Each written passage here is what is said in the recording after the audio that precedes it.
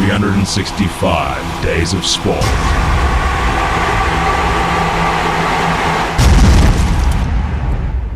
That's right, it's another edition of 365 Days of Sport. It's now officially the best sports radio show on the planet. Officially, I like to say.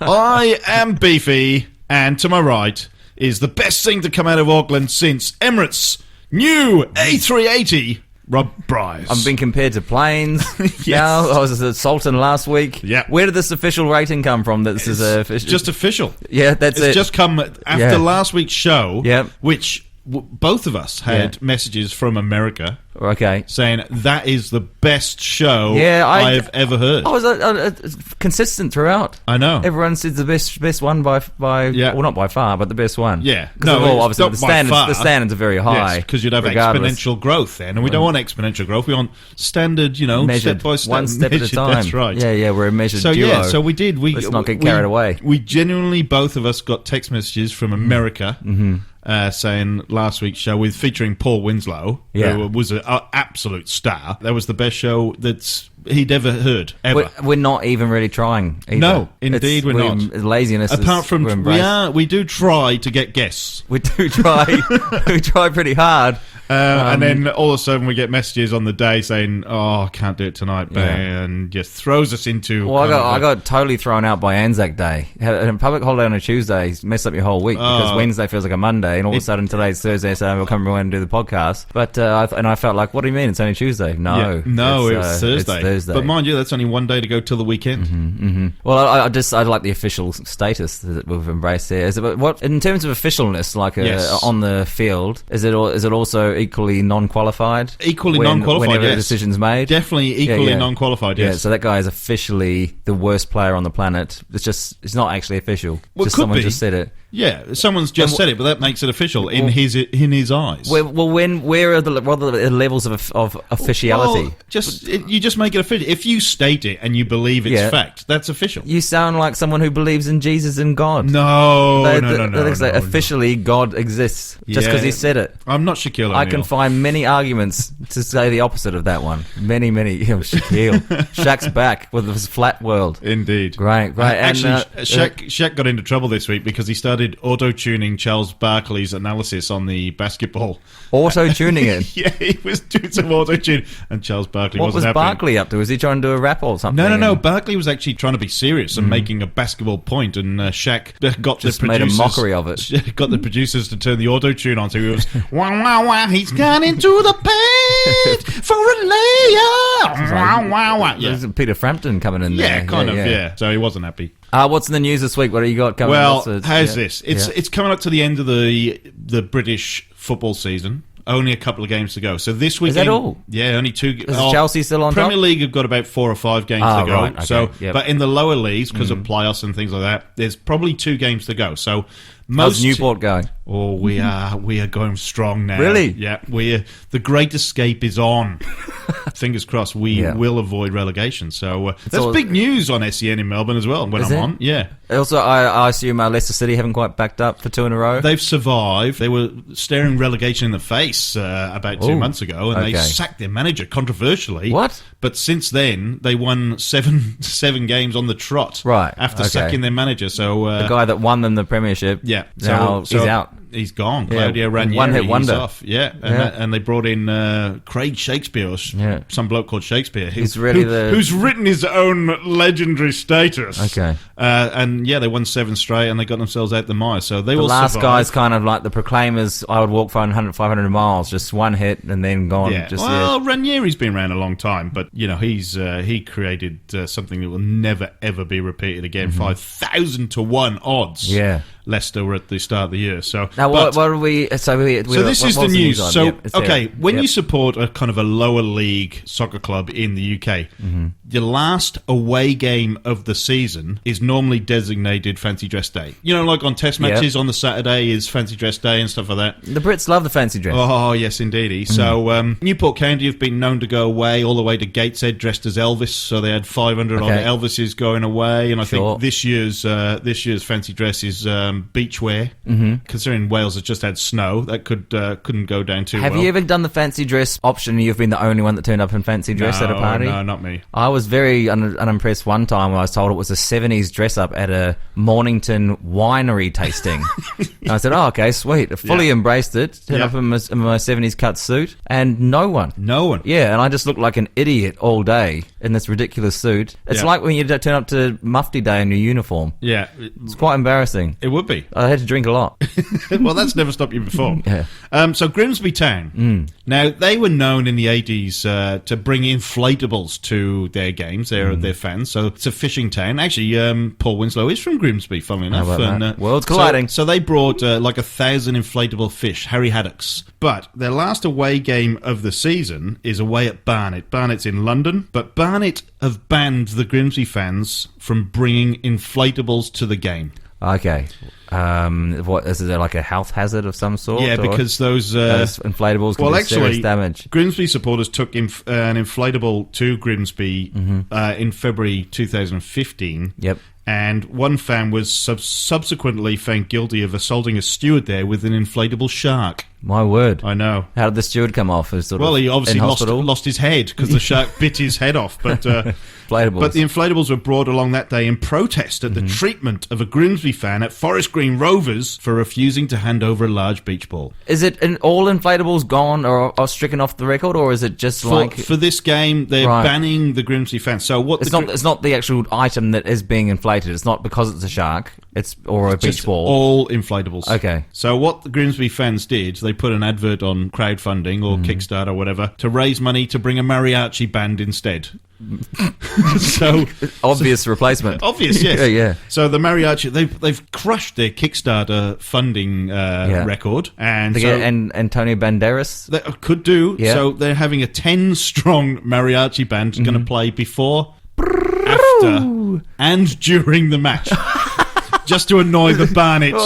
Really very festive sort of arrangement they got going there. Yeah, that's it. Of course, we need a bit of Mexican, Spanish enhancement in the English Football League. We definitely need that. So Trevor Hewson, he was leading the crowdfunding campaign on behalf of the Grimsby fans, said to, me personally, obviously, for whatever reason, the suggestion about a mariachi band, among other things, caught the imagination, and a couple of us decided to set up a crowdfunding page. It went a little bit crazy, and has absolutely surpassed our expectations. Right, great results. Funds not needed to hire the band will be given to Grimsby's Disabled Supporters Club. So there you go. That's a real sort of good-hearted type of... But that's going to be that's a feel-good story. Fantastic atmosphere at Barnet on Saturday. Well, I guess those inflatable shark people will sort of realise that everything's worked out all right in the end. But it would have been a bit of a concern if, like, maybe a father turned up with his son and he had his training inflatable armbands on. He was about to go to swimming after the game. Yes. Then they could have found problems and said, he's going to drown. He's going to drown at swimming now because of you. Yeah. They killed a 3-year-old just learned to swim. That's right. No foresight. However, great result for the club. Great result.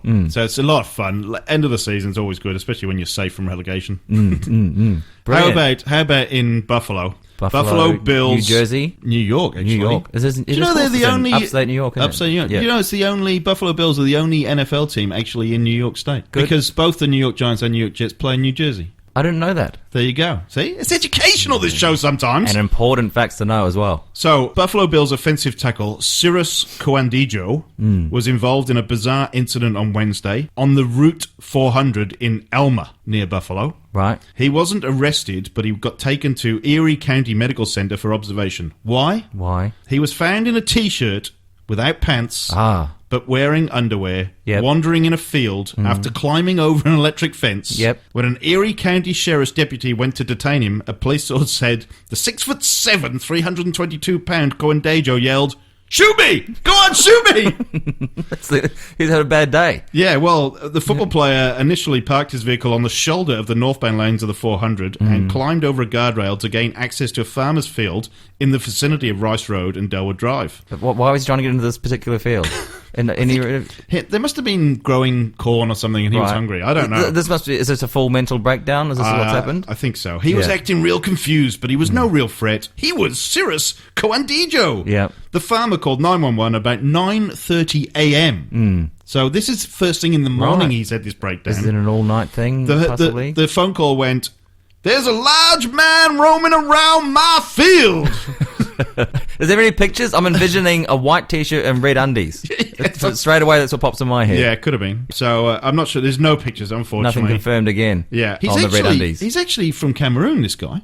Didn't realise this. So old Cyrus. Yep. He just became a US citizen not that long ago, but isn't adapting to the culture very well by the sounds. That's it. So what we've got here is the opposite of the last story, where we've got a refugee type arrangement who's come to seek a better life in the States, and all of a sudden he's had a complete breakdown.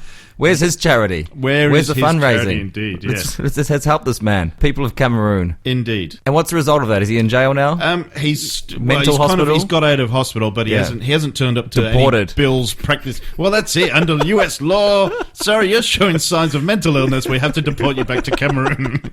What a disaster! Indeed. Oh crikey. Well, that's what can I say about that? He's tried his best. I love that. He's fallen short. The farmer just, there's a huge man in my field. Anyway. Anything can happen in rural America. Oh, especially in Buffalo. There's not much to do apart from feel the spray from Niagara Falls. Yeah, near the Erie Canal, did you say it was? Erie County. Erie County, okay, yeah. Right. Whether the Erie Canal goes through there, I have no idea. It's a fascinating story, the development of that canal. I saw a documentary one day. Yeah, what a great because it goes all the way to Lake Erie. Oh wow! All the way back from the through. Coast. Yeah, from the coast. Oh, that's, and it was a major important resource in terms of transporting logging up and down the canal there for years and years. Yep. In fact, I think it's still used widely as a means of transport for all variety of industries. Oh, thanks for that, Rob. Yeah, so the education continues here. Indeed. Hey, I remember you telling me about KFC and their P26s. The P27. P27. Yeah, their chickens are not real chickens. Allegedly. Yeah. Well, how's this, right? This is today's news. Yep. KFC are opening their kitchens to quash rumours it doesn't use real chicken or make its meals with mutant birds. I recall when we were in the States, and their campaign was actually pleading with people to give them another chance. Yes. The rumours had spread that far. So here's the popular myths that we talked about. So myth one, KFC uses mutant chickens. KFC say their chickens are natural and fresh. KFC is part of the Red Tractor scheme, guaranteeing high welfare standards. Myth 2. Deep fried rats have been found in KFC meals. They say, this is fake news! We only use 100% fresh chicken. Myth number 3. KFC cannot be called Kentucky Fried Chicken as it doesn't use real chicken. Yeah, that's right. Yeah. KFC chicken is real. It's Red Tractor standard, British, and the same as any supermarket chicken. What's so great about Red Tractors? I don't know. It must be some sort of halal. Yeah, like a Michelin star. And then how many Michelin stars does KFC have? Minimum of 2 at every restaurant. Heston Blumenthal's been at every single one. Myth number 4, KFC chicken is cooked from frozen. KFC says it's delivered fresh more than 3 times a week. Okay. Well, so that's every 3 days. Unsurprisingly, KFC's quashing everything, saying the opposite. So talk us through the P27. Well, so far as I know, I mean, this goes back a good 10, 12 years with horrendous drinking band benders and staying up all night and talking absolute rubbish. And a friend of singer Stevie Aitken, good friend of the show, he read something or saw something about these chickens that were growing and they don't have feet. Do they have a head? They must have a head or else they can't You would have exist. thought so, yeah. Yeah, and they go from a baby to full grown within 3 weeks or something. Yeah. And it's just plugged full of all sorts of hormones. Who knows what. And it was so distorted and so away from the original natural being that is a chicken, it didn't actually qualify as chicken. And for some reason, the scientific term was a P27. Right. Yeah. So if you're going to go to KFC, you're going to go for some P27. Nice. That's what you're after there. It's not really sports news, but seeing as I saw that in the paper today, I thought we talked about this when we were on the road. We're a public interest show. Well, we are now. Yeah. It's officially the world's greatest public information show as well. And animal friendly. Oh. It's feminist. Pro-feminism, animal-friendly. I mean, how many sports shows do you know are this socially aware? None. They're going to be arguing about why that guy shouldn't have got 3 weeks suspension for his bump on the weekend. Yeah. Well, how's that helping society? It's not. It's just a bunch of men running around and getting $500K a year for kicking a ball around. That's it. And they're hardly suffering. What's your problem? They don't have to buy P27s, do they? Hey, I got an email today from the England Cricket Board announcing their kit launch. I was sure you were about to say that they were complaining about some segment we had on the show. I wish they would complain. That means they're listening then. Yeah, we'll get a bit of exposure. But what is the world come to when I'm getting emails about coming to the English cricket kit launch. It's cricket kit. It's cricket kit. What have you seen a sort of an advanced screening of what it's going to be? It's not even an advanced screening. It's going to blow mine so significantly. Kind of New Balance have taken over from Adidas, I think. Okay, so it's a change of sponsorship. It's a change of supplier, yeah. Yeah, so you're not really going to be sleeping outside the doors to get first in the queue for that one. You're not pitching a tent overnight. Who is? Who is actually... Who are they going to pay to go to it? That's exactly right. Who cares? Where's it taking place, the big unveiling? Lords, probably. Oh, you're not going to go to Lords for it? Yeah, just catch a flight. I'm just amazed that When is it, tomorrow? May the 2nd. Okay, well, that's in 4 days. Yeah. Yeah. Oh, you can book a flight. Yeah. But why is that news? I don't know, but I recall there was a big unveiling of the black caps when they changed from the sort of grey stuff, because they had originally the horrible brown. Yeah. And then they changed to the sort of grey colour, and then they used to never have a black kit. Yeah. Because of the sun, attracts the sun too hot, but then they warm. Figured out materials that didn't attract heat and whatever else. And the big unveiling when they changed that sort of Pacific greeny turquoise the aquamarine, blue. yeah. And it was classic tacky New Zealand, like a real bad synthesizer intro. Ooh. And these two models burst through a banner, like there's a black cat's paper, and they came bursting through. You'd never seen anything less impressive. I was working for Canterbury when they took over the supply of the white kit. That would have been in about 1995. Yeah. So that's 22 years ago now. So that was when branded kits finally, all of a sudden somebody was taking an interest in cricket. Okay. But is this of interest on our show? Not really. I'm not really. Well, this is. I mean, do you know what? The whole point is that it's not news, and now we're struggling to talk about it with any interest. That's how boring it is. Is that a fair point? It's absolutely. We're actually promoting these wanky brands. I know. Adidas, Canterbury. Yeah, they're doing all right. But it's cricket. They don't need our help. We need their help. I've not seen too many people. If they sponsor us, then we'll talk about them more. We'd love you. Yeah, fantastic. In fact, I'd wear cricket kit. Yeah. Give us your black caps. 365 days. I'll wear an Australian jersey.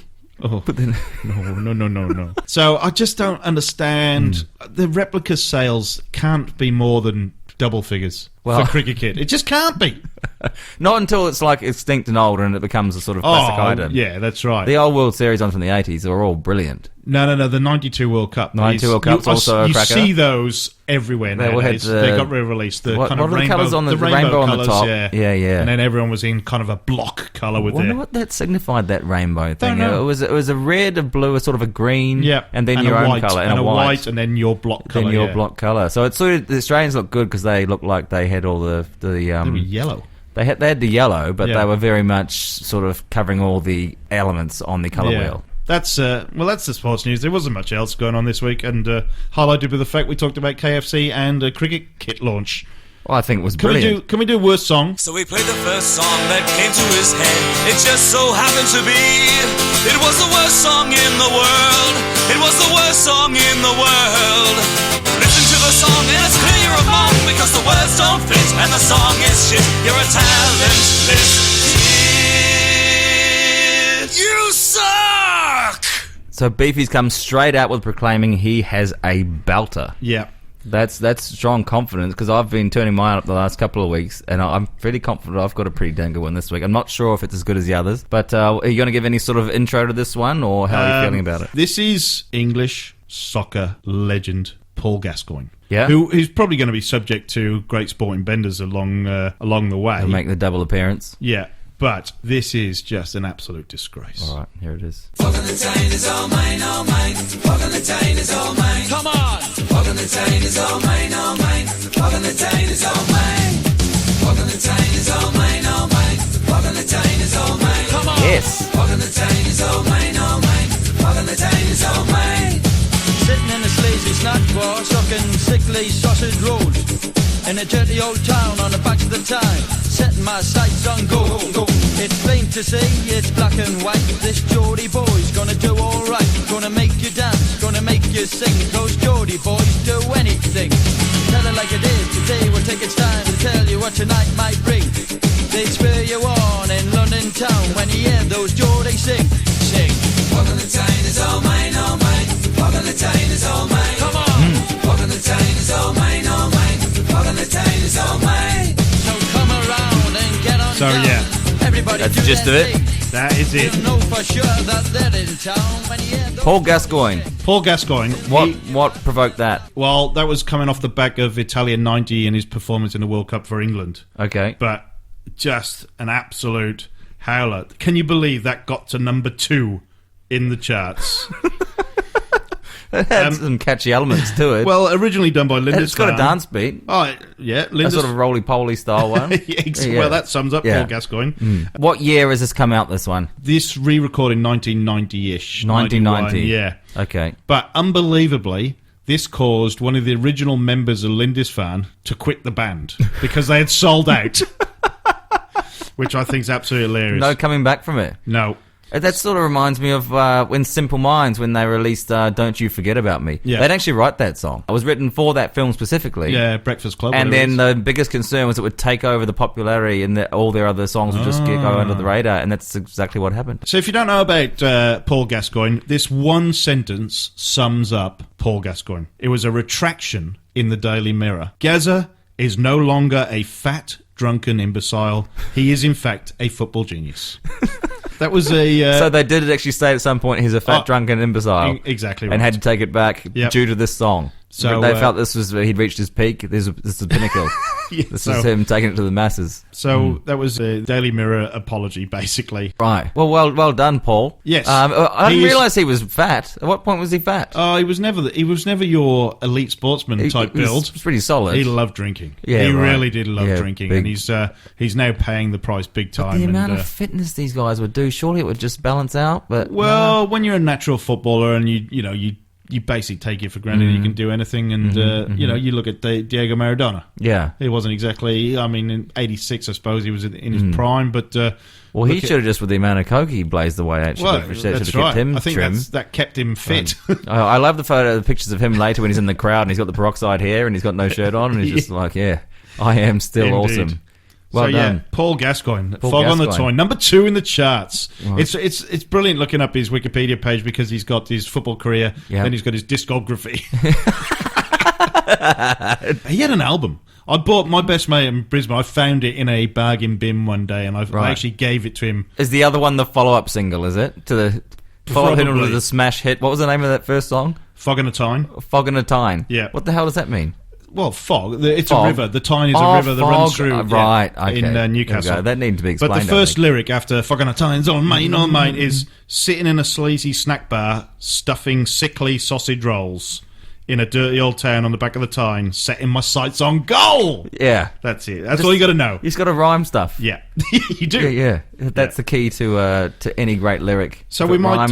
it's in. We might have to find, for more worst song in the world, we might have to find Gazza's follow-up singles. Well, I'm on the football train as well this week. Nice. Yeah. However, it's kind of again running on from my last group of chumps that I've been putting on the last couple of weeks with the 1986 with the players doing a rap on their own in their own song. This is Liverpool FC. Oh, the Anfield rap that we talked about. The Anfield rap. Beautiful. Liverpool FC is hard as hell. United, Tottenham, Arsenal. Watch my lips, and I will spell, because they don't just play, but they can rap as well. Liverpool FC. Boom. My idea was to go Liverpool into a bastion of invincibility. You know, It's got a bit of walk this way about it, that thing. Napoleon had that idea. He would conquer the bloody world. Twist and shout. In your heart and your neck. Whoa, alone. Alright, Aldo. Sound is a town. I'm Custila, but there's nothing down. The rest of the lads ain't got it sussed. We'll have to learn them to Talk like us. Well, I'm living now. I'm living for fun. I'm your goalie, your number one. You can take the mick. Don't call me a clown. Any more lip and you go down. Alright, Ace, we're great, me and you. But the other lads Don't talk like we do. No, they don't talk like we do. Hola. We'll have to learn them to Talk talk. proper. Jesus, Beefy knows it far too well.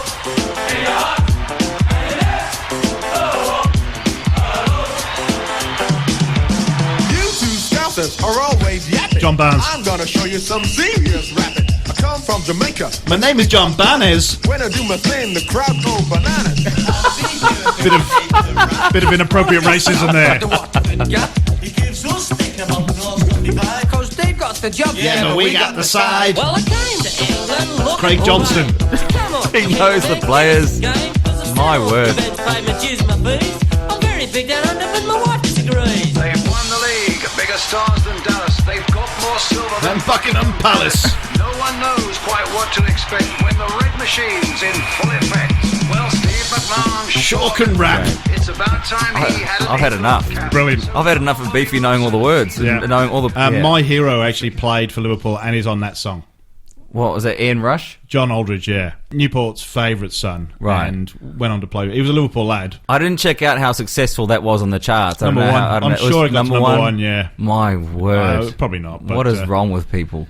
Yeah, it was quite funny. I actually watched a clip of them playing that to Ice Cube on a radio show. Yes. And he just started laughing. Oh, yeah. And It's hilarious. He just bagged the hell out of it. Oh, so He Ice said it was- Cube... yeah. I got you now. Yeah. Right. He's on the radio station. They play it to him, and I think Kevin Hart actually, the two of them at the same Yeah. time. And they just start laughing. And, Oh, brilliant. And just like they reckon it's got a bit of Fresh Prince of Bel-Air type of Funny. So out of that Liverpool team, there was only two guys from Liverpool, and that was about it. And one of them was John Right, Aldridge. So, I see. and the rest, obviously, Bruce Groblow was from Zimbabwe, and Craig Johnston Yeah. was an Australian, and I They're think chucking the there's- walk on, Yeah. walk on.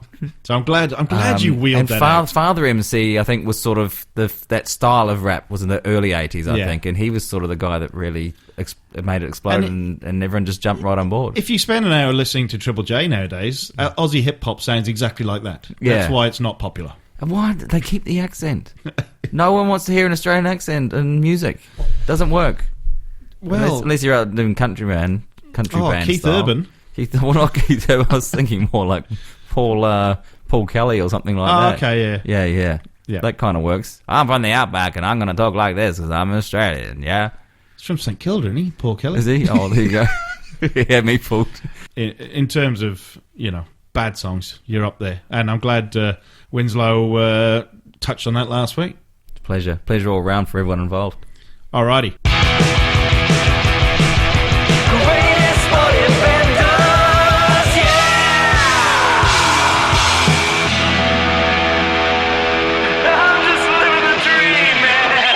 Hey, before we jump into Great Sporting Benders, this is a kind of, it's on the same note, but this is today. I don't want to jump into anything brashly. No, don't. Take a moment, take a breath. Just take a breath. Focus. Warren Gatland, Yeah. who is the coach of the British and Irish Lions. Yes, former All Black. Former All Black. Waikato. Not a chief. He's No, just Waikato. just Waikato. Yeah. Warren Gatland has just released the British Lions, British and Irish Lions. Sorry, don't want to offend any Irish people out there. Yes, you do. Their rules for drinking on the tour. The rules. The rules. There's rules Okay. for drinking. Okay, well, at least... I didn't know this was... I thought you just got out on it. Like Yeah. England did during the World Cup last time when they got caught swimming in Auckland Harbour, didn't they? They did something like that. And in the previous World Cup, they got done for dwarf tossing, didn't Really? they? Down in Queenstown, I think. My word. So that they've got the rules there. So, obviously, the Lions tour's over 6 weeks. 6 weeks of hotels, plane journeys, media obligations, intense training, and, of course, that grueling tour schedule. So, Gatland admits the players will need to wind down at stages throughout the tour, but it's important the rules are established so that things do not get out of hand. Okay, what are the rules? Don't be a prat. Yeah. Come away. Yeah, well, that's it. That's Okay. rule number one. Nothing specific, but Yeah. if you end up doing a press conference, you got it wrong. Yeah.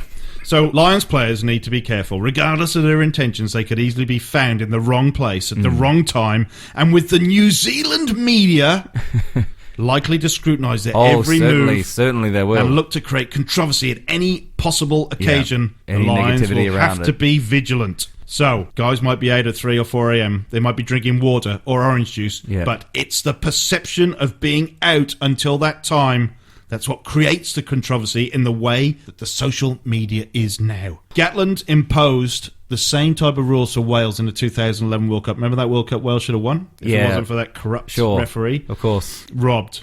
So Gatland put the main rule on that they need to be back in the hotel by 1 a.m, but can continue to drink in the hotel bar if they so wish. These pretty lenient rules as I know, far it's as not I'm bad, is concerned. it? So, with Wales at the 2011 World Cup, we got back to the hotel after a night game at about 11, and we just said to the players, you can go out for a couple of hours, but be back at the hotel at 1 a.m. The bar will still be open for you! So if you want to have a few drinks... This is just a big party tour. Yeah, I know. So the bar will still be behind open. closed doors. Yeah. So you can still have a few drinks in the bar, and I think we will probably say exactly the same to the This is sort of almost more encouraging of intense binge drinking. I mean, you're saying, you can sit in your hotel room and get absolutely munted by yourself. Yeah. But don't leave. Yeah. Or don't get pictured. I would love to see one day someone get done and have to sit down for the press conference and not one shred of remorse after they've done something like throw a bin through a window at a shop or something and got in a fight and jumped off the wharf or something like that. Just a real nice triple header. Yeah. And then just go Charlie Sheen on it and just go, they're asking questions. I'm by winning. I win here and I win there. What's the problem? Move forward. Next. I was banging off 3 gram rocks on a Tuesday morning. I got one speed. Move forward. I was reading, you talk about press conferences, as I was reading about this today, friend of the show, Ali Williams, and I think it might have been Richie McCaw. Yeah. They did a press conference at the 2015 World Cup where the journalists would ask Richie McCaw questions and Ali Williams would answer and vice versa. It was just confusing everyone. I didn't know about this. I think I heard about that. Yeah, I read about this today, and it was the Tom and Jerry show, as they like to call it. Yeah. So friend of the show, Ali Williams. Yeah. Mm-hmm. So what do you got for us, Rob? I'll go with mine a bit later. Greatest sporting benders. I've tried to go with my unlikely sports shambolic performance. I found a polo player. Oh, really? Horse polo. The headline reads, naked, drunk polo star slept in wrong crib.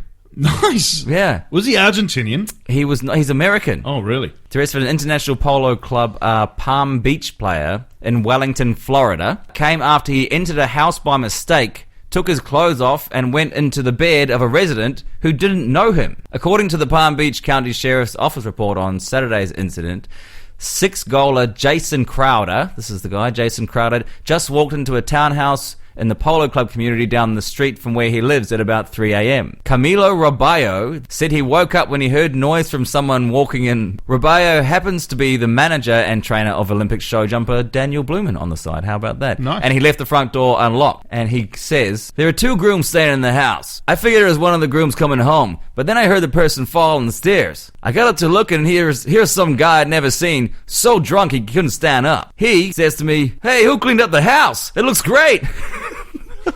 I told him I didn't know him and had to leave, but he ran upstairs, got naked, and got in the empty bed. In time, deputies arrived and asked Crowder to clear out to show his hands and to get out of the bed. According to the report, Crowder ignored the deputies and pulled the sheet over his head. One of the lawmen then gave Crowder his jeans, but according to the report, he refused to put them on and threw them on the floor. A struggle ensued, and when the deputies tried to cuff Crowder, one deputy admitted landing a few blows to Crowder's head. Crowder was charged with burglary and resisting arrest and released on a $3,000 bond. Lucchese officials have not commented. Roballo says again, at the time I was worried that the guy was going to be dangerous. Now it's just sort of funny. According to records, Crowder lives 3 doors down from Roballo. So that's a great effort from a polo player. Yeah, nice. He's done very well there. So congratulations on making greater sporting benders. And hopefully he did find his jeans in his pants eventually before he made himself public. I love the part where he says, who cleaned up the house? It looks great. He's in the wrong one altogether. Beautiful. So there we go. Jason Crowder, polo player. Nice. Number 1 he was in the US at the time. Oh, was he? Number 1? Yeah. My sporting bender is a guy that has just been banned. He's a soccer player, played Premier League, but he has just been banned because he placed 1,200 or more bets on football matches. 1,200 on in his entire career, or just in the past few weeks. Well, past few months, I should say. Yeah. So, in essence, he has he's been banned for 18 months because of his previous behaviour. But the FA launched an inquiry into his betting habits, and they really targeted 30 bets out of over the more than 1,200 matches that he's bet on, and he picked out 30 of the most serious offences because they involved his own team. Is he in the... Okay, so there's ones that he bet on his own team, so clearly he could influence and bend the rules significantly. Yeah, or he reward could. his own Is he getting already paid pretty damn good money? Like, yes. Do you know what? You're actually on the money because some of the bets that he placed, he put a £5.65 bet on Newcastle versus PSV Eindhoven. I'm glad he put the 65 pence on there. Yeah, that's right. And, a £5.65 bet on PSV halftime, full-time, which he lost. So out of these 30 bets that they targeted, how many do you think he actually won? 29? 3. What? He's the world's worst gambler as well. Not only is he placing stupid bets like Newcastle versus Chelsea that he played in from a few years ago, £500 on Chelsea to win, got a draw. He was playing for Newcastle. £500 bet. Just crazy. Hang on, the one for the five. You're saying that was £5 and 65p. Yeah, that was his bet. That was the standard bet, or just No, one? that one was of just them. one of the Why bets. did he have? Where did the 65 pence come from? Probably that's what he had in his account. Okay. He put the house on it. He's back. The whole lot. The strange thing was, this Newcastle versus PSV game was a pre-season friendly. It's not exactly... There's nothing to play for. It's a fitness game. So he could have really manipulated it then. Yeah. Yeah. It was of no consequence. He backed Arsenal versus Newcastle. Reserve League. Yep. These aren't even the first... It's like backing in the VFL, but the Reserve League. He backed Arsenal to win at £100. Newcastle won. Newcastle won. Yeah. He's doing very poorly. So he won 3 out of 30. 3 out of 30. But he had 1,200. So based on that, he's winning... That's 10%, isn't it? Well, it's not good. That's not a good return. That means he won 120 out of 1,200. That sounds better. Possibly. But there's £2 bets. Newcastle versus Sunderland. He backed a correct score 2-1. Lost. There's a bet here for Newcastle versus Stevenage, right? Stevenage are non-league. They're like they were a tier below Newport just going County. for rubbish. Now Newcastle were in the Premier League. They would have been like $1.10 odds. And he backed them he paid £497.50 to back them, probably at $1.10. At $1.10? Yeah. What? But guess what? This guy's a moron. Yeah. Stevenage won 3-1, by the way. So he lost. He lost £500. Yeah. Well, but why did he want to make 50 quid? Well, actually, why I'm going to get back to great... He'd have to be munted or something. I'm going back to Great Sporting Benders. That's news today, and this is what brought him to my attention today. Notorious drinker. Yeah. Obviously shoots his mouth off. Has a very, very long history of blowouts.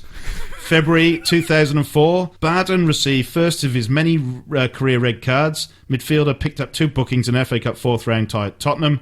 2 months later in April, Barton caused a ruckus when he stormed out of Eastlands before kick-off after being axed from the matchday team to take on Southampton. He threw a tantrum. Basically, yeah. 2005, at the club's Christmas party, the midfielder stubbed a lit cigar in the eye of a young teammate, Jamie Tandy. As a result of his despicable actions, Barton was fined 6 weeks' pay, forced to pay 4 weeks' salary immediately, and was suspended for 2 weeks. Did the other guy lose his eye? I just got a burn, but Tandy sued him. I've seen it in like a movie somewhere. Yeah, not in real like life. Scarface or something like that. These are teammates, by the way. Yeah. Tandy got £65,000 in damages. It was just a bit of horseplay. yeah, indeed. Just play fighting. Cigar in the eye. In May 2006, Barton was driving through Liverpool city centre at 2 a.m. And lo and behold, Barton had broken a pedestrian's leg without noticing. 2 a.m. he'd probably been drinking. Well, he had a baseball bat and drive by. No, it was... whoops. Yeah. 2 months later, the midfielder became involved in an altercation with a 15-year-old Everton fan at Manchester City's team hotel in Bangkok. Oh, Everton, he had it coming. Oh, yeah. Well, City were taking part in a pre-season tour in Asia, and if it wasn't for teammate Irishman Richard Dunn, the young Everton fan could have been toast at the hands of Barton. He was forced to enter anger management therapy by manager Stuart Pearce, and the club fined him a further 8 weeks' pay after he pleaded guilty to gross misconduct. My word. This is a long list. This guy's been going for on and on again. Following a 1-1 draw against Everton again, Barton dropped his shorts in the direction of the home fans, exposing his bare backside as he was making his way off the field. Barton had to be dragged off the pitch by his teammates, who were rather kindly trying to save their teammate from further embarrassment. I love this guy. Barton was suspended again in 2008 after a training ground confrontation with Ousmane Dabo. Yeah. The scrap left Dabo in a poor state in hospital, and the Frenchman required treatment for the damages he received as a result of Barton's attack. Barton was handed then a 4-month suspended jail sentence, My word. and the FA dished out a 12-match ban and a £25,000 fine. Oh, you can just put a bet on somewhere and get that back. I love this. Is brilliant. This is exactly what I'm talking about. This is the guy who's clearly a disaster, but he's embraced the Charlie Sheen mode of thinking. It's just like, nah, I'm not apologising. So Manchester... I'm not even that. I'm going to do it even more. Watch this. Well, Manchester you think that's something? Watch this. Manchester City, hold my drink. Manchester City sold him to Newcastle at the end of that season, and then halfway through that season, Barton was then arrested in Liverpool city centre again, following a late-night incident at a nightclub. Barton was remanded in custody and then missed Newcastle's New Year's Day league match. He was released on January the 3rd. In the new year, CCTV footage of the late-night incident showed Barton punching a man no fewer than 20 times, knocking him out in the process, and assaulting a teenager, breaking some of his teeth.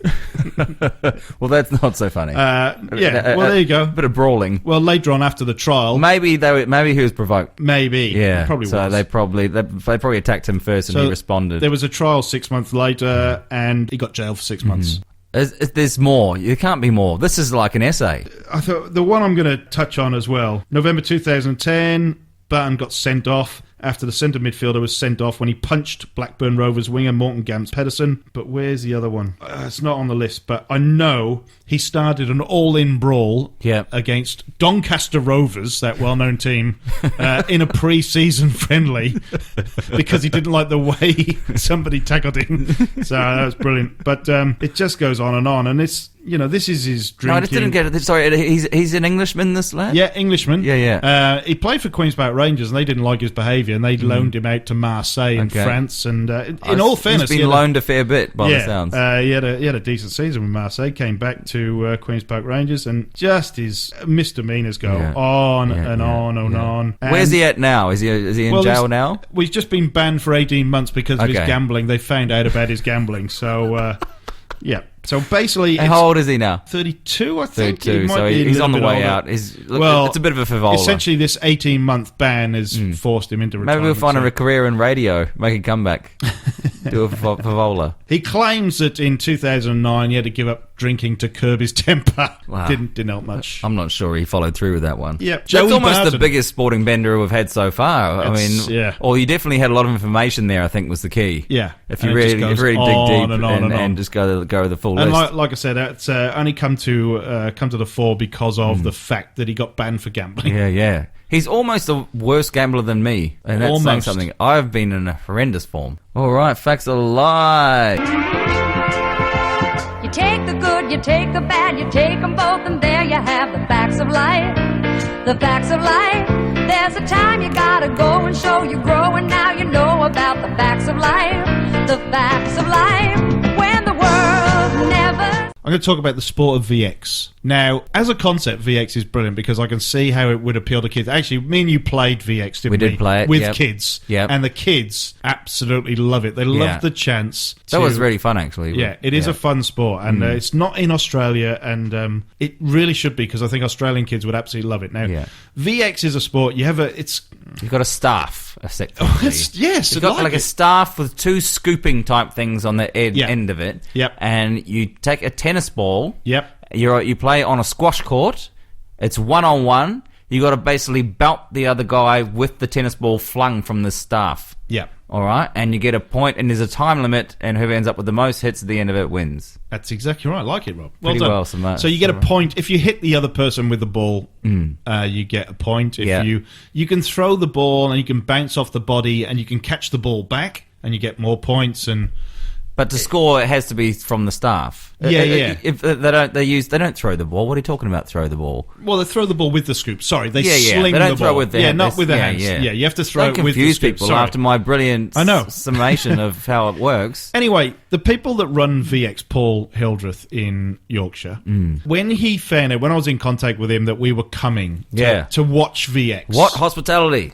Unbelievable hospitality. Homemade soups as well. And I'm not a soup fan either. A couple of ales afterwards, that made me very happy. So what he did, there was no official VX matches happening. He said, right, stuff this. I'm going to start a tournament that is going to feature the best players in the world that are available and invite them to come and play for the 365 Days of Sport Invitational Challenge Trophy. Yeah. Made a big deal out of it. Massive deal. Yeah. Now, why I'm talking about this today is the 365 Days of Sport VX Invitational International Trophy is on again. Oh. So the invitations to the top 8 players in the world have gone out to compete for the 2017 365 Days of Sport VX International Invitational Trophy. Yep. And when's it going to be? So in the next couple of weeks, but the invitations have gone out. Paul has identified the top 8 Is it here in Melbourne? Because we're not going to be able to make it. How good? Well, the invitation's there for us to go if we can get there. I am so pleased that it's a new tournament for the VX people, and it is now made its way as an annual event onto their calendar, and it's going to feature the best players available in the world. It's not even where we were, Harrogate Squash Club. Squash Club. They've moved it to another squash club. So that's fantastic. We will get the results, and it's a gladiatorial contest. It is a gladiatorial contest. You are spot on there. If you imagine American Gladiator, they used to have a thing with us up on these with big the massive pillars, cotton buds, and that's the sort of technique we're looking at here, I think. And I actually got to play on the squash court, and I played against Karen, and my technique was pretty off. I was trying to sling the ball far too hard. I actually pummeled her in the face that one time. Did you get penalised for that? I think too vigorous? A bit illegal, yeah. What I do remember about that was we were jet lag munted. We had been awake for about 35 I'm pretty hours sure we something. came from Denver back to Manchester. Yeah. I just remember because we were driving around to the school in northern England there somewhere, and I just combing out for I don't know. I don't remember falling asleep. I thought I just was awake the whole time. Apparently, I did fall asleep for 5 minutes. And so we went on to the local radio. We did local radio, but we got to this school, this primary school, and then Paul said, "Oh, you boys can go and play." 20 hyperactive primary school kids that were desperate to kill us. There was a big picture spread in the paper as well, and it said, "Travelling celebrities come to Yorkshire. Look out!" Yeah. Even one of the kids, actually, I remember that you belted one of the kids. This is Beefy. This is like Kramer on Seinfeld taking on 10-year-olds, and you got this ginormous guy, and one of the kids told you off for being too violent. This is a 40-year-old grown man smashing 10-year-old kids. Told him to grow up. It'd be better in later life for you. That's not the behaviour of a father. No, true. So VX, and I wish those guys all the best, because if there were a couple of people out in the sporting mix to succeed and make a big go of it, then it's those guys, because it actually is a great sport. And if schools got behind it, it would be huge. And we do express our gratitude and thanks again. Definitely. And obviously that tournament's going to carry on this year. And we will get back eventually. We will definitely when we're probably not this year, but when we're on the prize of 365 Days of Sport, when we get funding and a TV show, then we're there. Look out! Any crazy about this? Don't know, but me and you, the Beer Mile World Championships are coming up. Beer Mile, the Beer Mile. Now this is run over a 400-meter running track. You start the race, you neck a beer. You run 400 meters. You get back to the transitional zone. You drink another beer. You run another 400 meters. Get back to the transition. So it's 4 laps and 4 beers. 4 beers and 4 laps, actually, the other way around.